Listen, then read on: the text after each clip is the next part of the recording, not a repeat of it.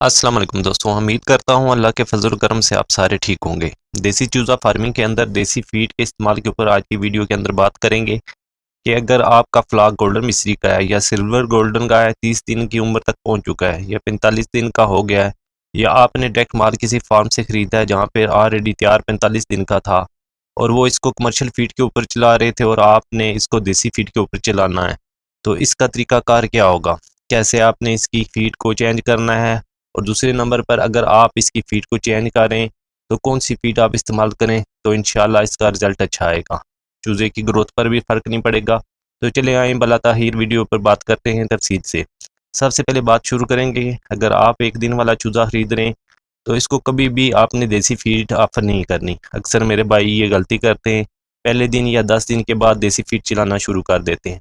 ये फीड और इसकी ग्रोथ को काफ़ी ज़्यादा मुतासर करती है। तो आपने जब भी देसी फीड का इस्तेमाल करना है, कम से कम 1 महीना उम्र हो गोल्डन मिस्री या सिल्वर गोल्डन चूज़े की, आप अगर देसी फीड का इस्तेमाल करेंगे तो इंशाल्लाह चूज़े की ग्रोथ पर असर नहीं पड़ेगा।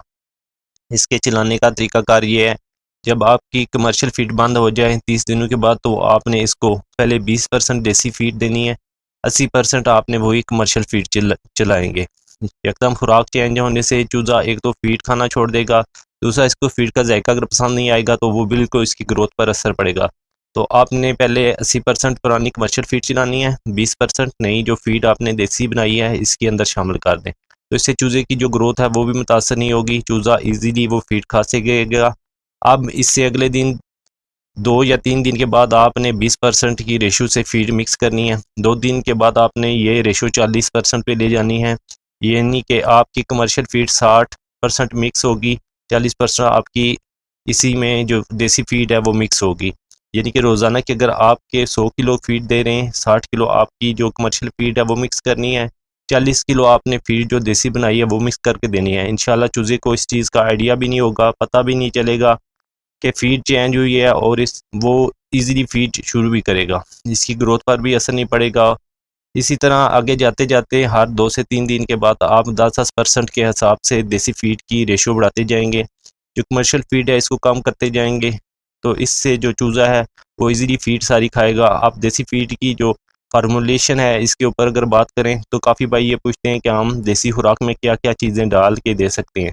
सबसे पहले 4 से 5 ऐसे अज़ा हैं जो कि आम हैं, कॉमन हैं, हर इलाके में दस्तयाब है और इनके रेट भी मुनासिब है। जिसमें सबसे पहले हमारी गंदम आ जाती है, मकई आ जाती है, बाजरा है, चावल का नक्कू, जो 3-4 चीज़ें हैं ये आम हैं।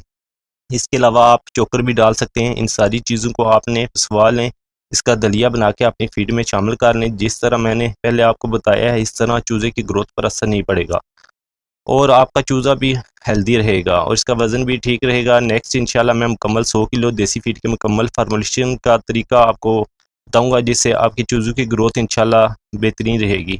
आज की हमारी वीडियो मुकम्मल देसी फीड के ऊपर थी। इसमें मैंने आपको ये बताया कि 3 दिन का चूज़ा हो तो आपने इसको देसी फीड पे लाना है। इससे पहले अगर हम इसको देसी फीड के ऊपर लाएँगे तो हमारे चूज़े की ग्रोथ मुतासर होगी। अगर आपको मेरी ये छोटी सी वीडियो पसंद आई हो तो इसको लाइक कर दें और जिन भाइयों ने चैनल को सब्सक्राइब नहीं किया इनसे गुजारिश है चैनल को सब्सक्राइब कर लें। नेक्स्ट वीडियो तक के लिए खुदा हाफिज़, अपना ख्याल रखिएगा।